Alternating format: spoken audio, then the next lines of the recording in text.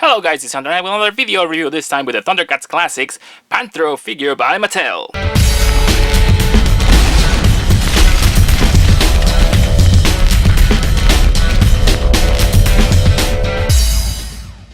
Thanks for tuning in, the final figure of the Thundercats Classics line, so let's take a closer look at the packaging.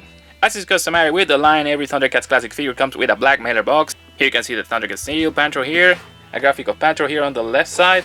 On the right side, the usual cat's lair, nothing on the back, Thundercats on top. When you remove it out of the black mailer box, you can see Panthro awesomely displayed here with all of his accessories, the side beyond side packaging, sort of almond sculpt here. On the left side of the packaging, a different graphic for Panthro. On the right side, just the Thundercats logo and his name. And on the back, you can see Panthro here, all angry, with the cat's lair background, the Thundercats sigil, and a bio which you can pause and read now. So, let's take him out of the package and find out what the fuss is all about.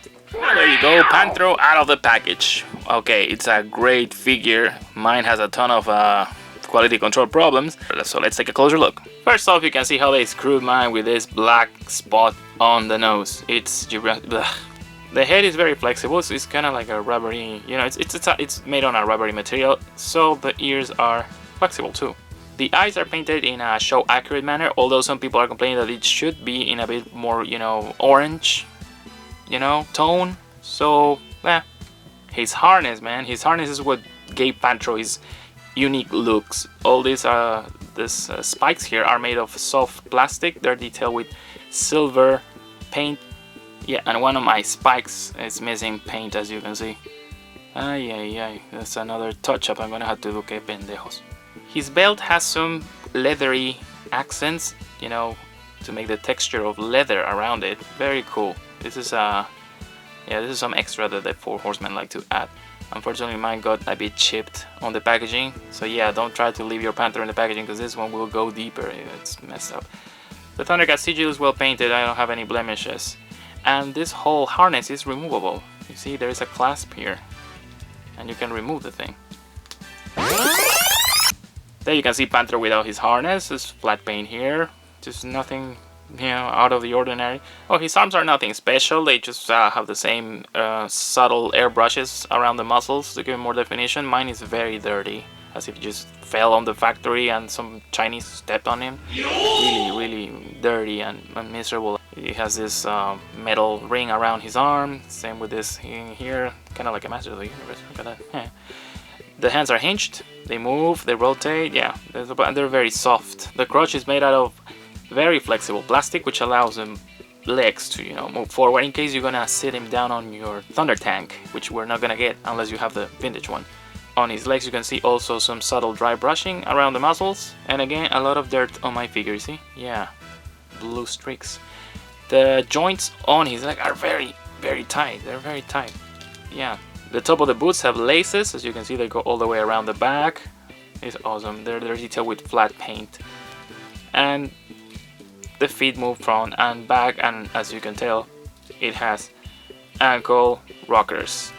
Now, in regards of height, he is a bit shorter than Lionel, but I really don't care. Now, in case you were wondering, yes, Panthro can fit on the vintage Thunder Tank, which I am lucky to have. I found mine at PowerCon back in a long time ago. I don't remember, it's 2013 I think it was, or 12. But yeah, he can sit with some finagling. You can make him fit and sit comfortably there in the cockpit. So yeah, he definitely sits there. For accessories, Panthro comes with a ton of them. First off, we can see his nunchucks. They're linked by a real metal chain, very shiny, and they're made of hard plastic, and he grabs them pretty well.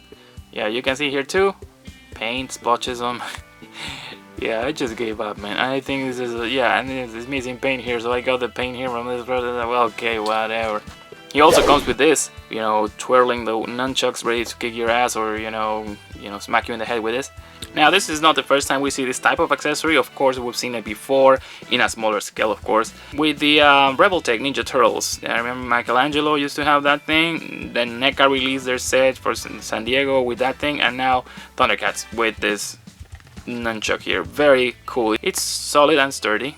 This is airbrushed, and it gives them the, like the spinning look. It actually is a two-part thing. You just plug this thing here Yeah, you plug it in, and you know, when you pose him, it just keeps falling off.